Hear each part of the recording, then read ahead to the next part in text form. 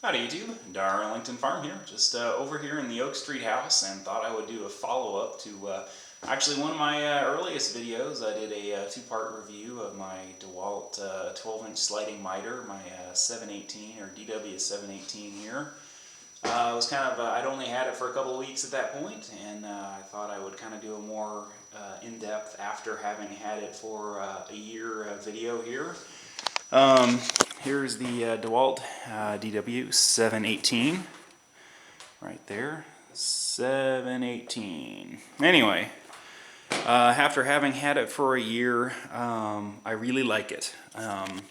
It's now been replaced by the DW 780, which actually seems like it addresses all of my gripes with the 718 here. But so you can get these really cheap now. They had them on sale at Home Depot for $4.99 for this saw, and you got the stand here for free, which, yeah, that's a pretty good deal.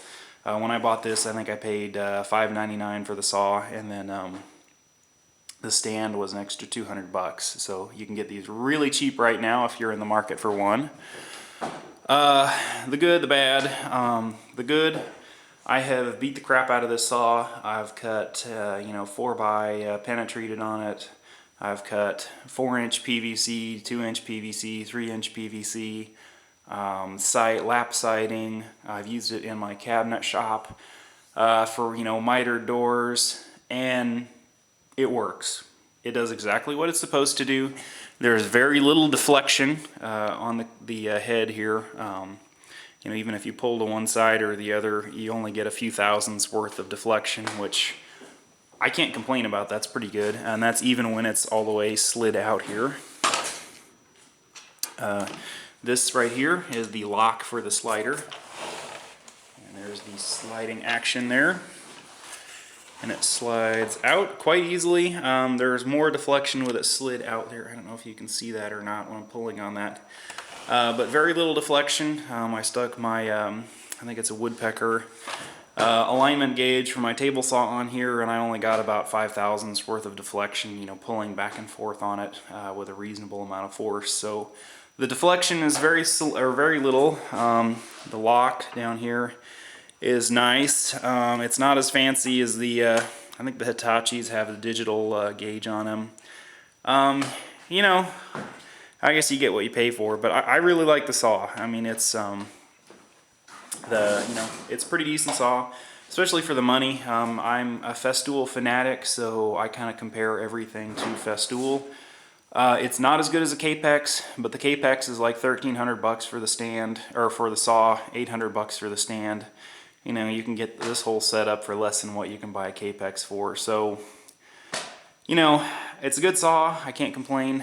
Sort of on to the bad. The dust collection, or rather I should say the lack of dust collection, is just a joke.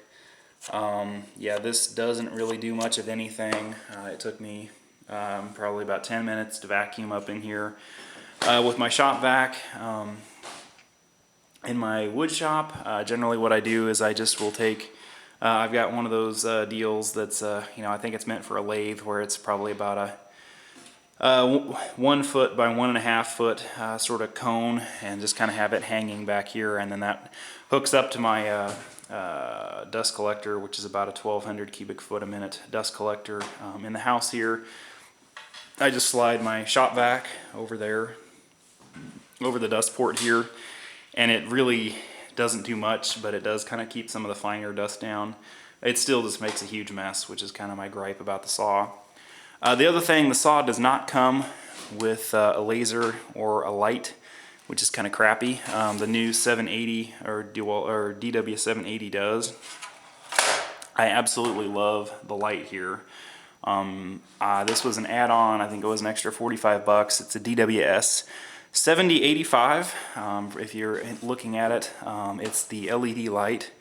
It's a really simple plug-in. There's just 2 screws right here, screws right in, and then this one screws on with a couple of screws here, and is really nice. If you're not familiar with the light, let me throw a piece of wood up there so you can see it.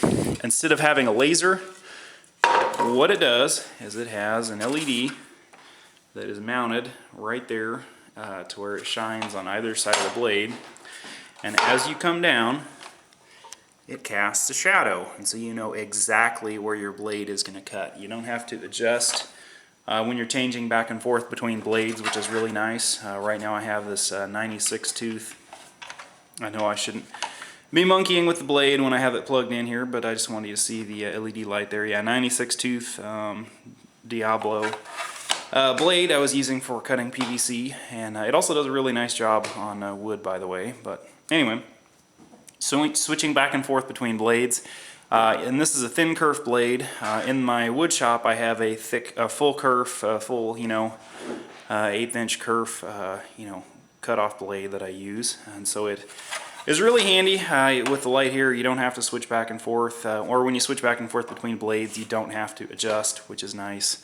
One thing that Capex does not do, unfortunately. But anyway, yeah, the slider is good on it. It does actually have a mortising attachment, or not attachment, but feature here. You can flip this down, and that limits the depth of travel on the cutter head here. There's a wing nut here, and then a knurled knob that you can adjust for if you want to make a mortise in something.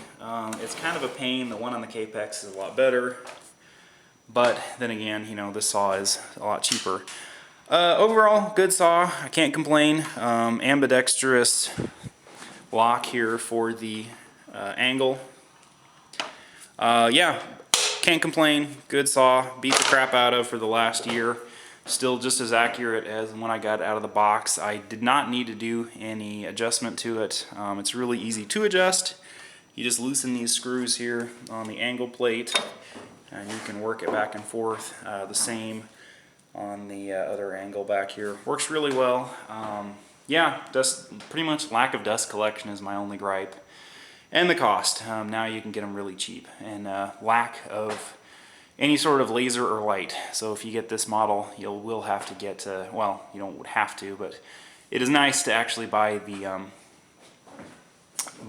add-on light here. So anyway, yeah, and also the 780, the one that replaced this, has a much larger dust collection setup here. I think the hose is about twice the diameter of this, and then it also comes with an LED light. So kind of the advantages if you get the new one there, and I think they have an upgraded sort of wheeled cart for this. I don't remember the exact model of that, but yeah, it's kind of fancier and newer and a little better. But I do like the stand here.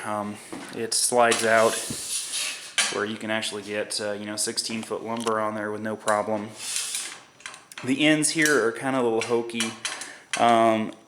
The miter stand for the Capex is awesome. This, you can use as a positive stop for cutting stuff, but it's not as nice. And you can lock them down by turning that and use it as a positive stop if you're doing repeated cuts, but it's kind of a pain. But anyway, yeah, thanks for watching. Click, comment, subscribe. Any other tool reviews or anything you want to see, I'm happy to put them up, and thanks for watching.